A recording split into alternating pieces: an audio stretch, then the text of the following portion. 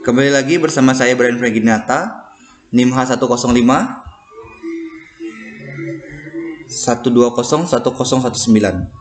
Pada kesempatan kali ini saya akan mempresentasikan tentang wawasan Nusantara. Wawasan Nusantara. Pengertian wawasan Nusantara. Wawasan Nusantara secara etimologi berasal dari bahasa Jawa lawas yang berarti pandangan. Nusa yang berarti kesatuan, kepulauan dan makna antara dua samudra.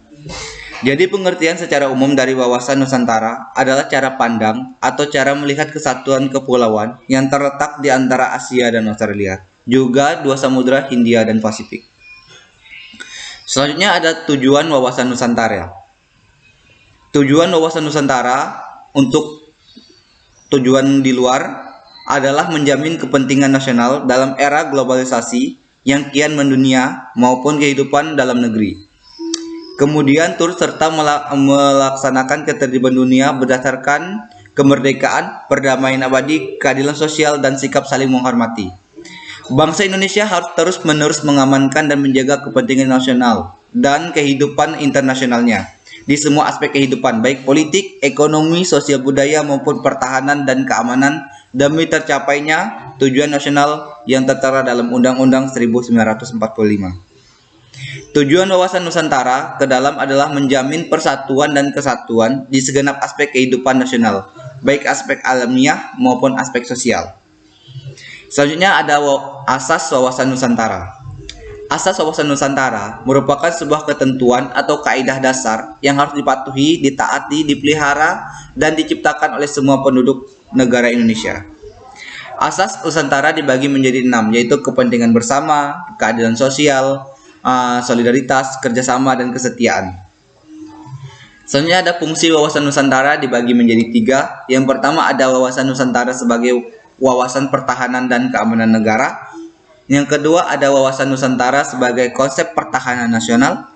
Dan yang ketiga ada wawasan Nusantara sebagai wawasan kewilayahan. Selanjutnya ada aspek-aspek wawasan Nusantara. Ini juga dibagi menjadi 3. Ada aspek sejarah, aspek wilayah, dan aspek sosial budaya. Yang pertama ada aspek sejarah. Indonesia diwarnai oleh pengalaman sejarah yang tidak mengkehendaki terulangnya perpecahan dalam lingkungan bangsa dan negara Indonesia.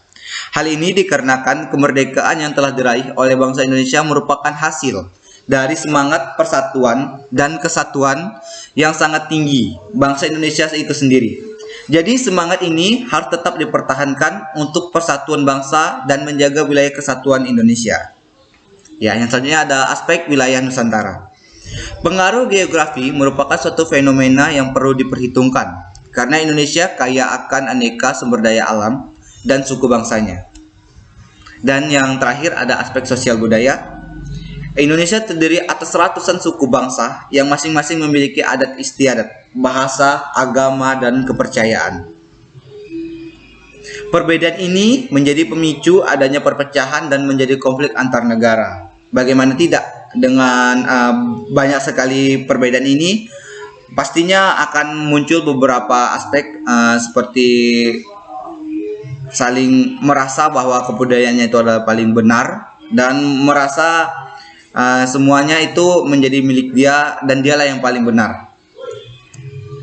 Dan saya juga menambahkan contoh kebudayaan yang harus tetap kita jaga.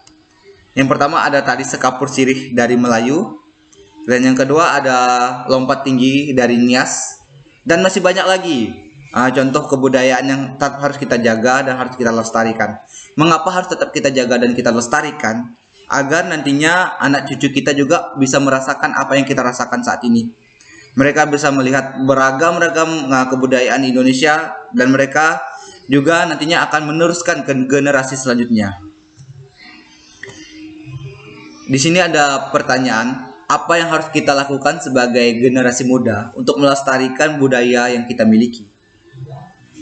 Tentunya sebagai generasi muda kita itu harus melestarikan apa yang generasi sebelumnya berikan kepada kita agar nantinya apa yang kita miliki ini dapat kita lestarikan lagi ke generasi selanjutnya.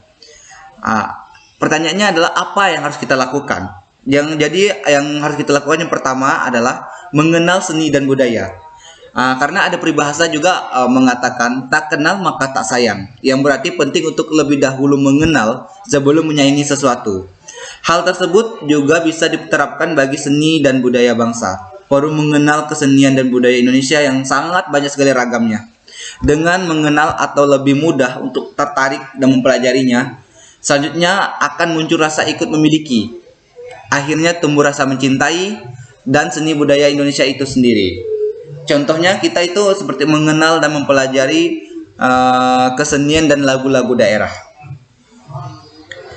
Selanjutnya ada mencegah agar tak diakui oleh negara lain. Banyak sekali kebudayaan Indonesia ini, ragam, sangat-sangat banyak sekali. Tapi seringkali negara tetangga itu mengakui bahwa kebudayaan itu adalah miliknya. Itulah tugas yang harus kita lakukan sebagai generasi muda. Kita harus ikut serta dalam usaha menjaga keamanan budaya dan mempertahankan atau mempraktekkan dan melaksanakan segala yang berhubungan seperti kita melestarikan cara berbahasa kita dan lain sebagainya, sehingga budaya tidak akan bisa mudah diambil atau diakui oleh negara lain. Selanjutnya yang ketiga adalah melahirkan kesadaran melestarikan seni dan budaya.